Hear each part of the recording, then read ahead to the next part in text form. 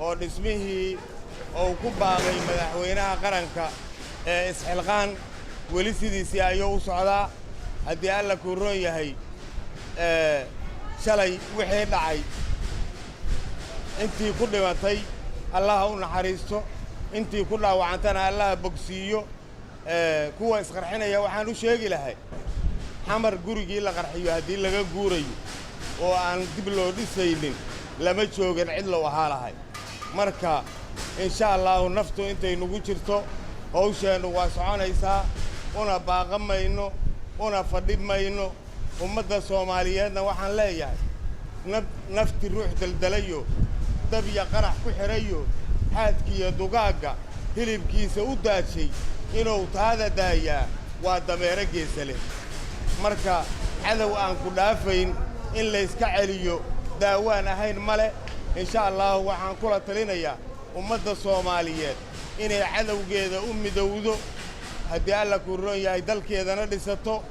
cadowgeedana ay iska difaacdo intaasna ummadda Soomaaliyeed ayaan kula talinayaa hawsheennuna waa soconaysaa sharta shabaab u baaqamayso hawsheennu waxaan ahay muwaadin Soomaaliyeed oo iskiis si voluntary ugu soo baxay inuu dalkiisa hooyo wax ka dhisto oo ay burburiyeen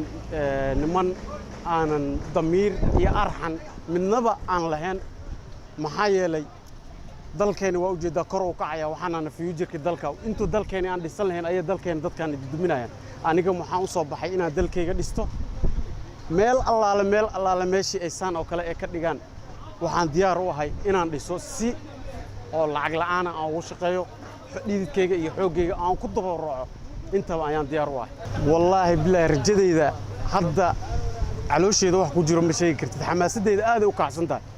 waxaan doonayaa meel allaale meeshii hadda la dhaho waa meeshaas ay joogaan waa la soo qabanaa diyaar u ahay inaan gacanta ku wada dhigno waxaan diyaar u ahay inaan nafteyda iyo dhiigayga dhacaankayga iyo xoogaygaba aan u hor waxaan leeyahay shacabkayga Soomaaliyeed oo meel kasta aad joogtiin waxaan lama dhowran karee dhawaaqa maqlo kacay marqura dhiidhiyo kacay wixii dhiig lahoo kacay damiirku intaanu dhiman dalkeena difaacane dhalinyarooy kacay